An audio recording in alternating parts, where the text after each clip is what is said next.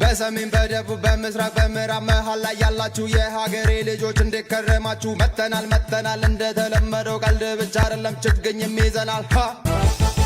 እኔም እዚህ አንተ ዛጋ ጮማ የቆረጥን ስንበላ ስጋ ዛፍ መትከላን ዘንጋ እታበባ አንቺን ነኛይቱ ከዚህ የበለጠ እንዳይሆን ሙቀቱ ዛፍ መትከል ላይ በርቱ።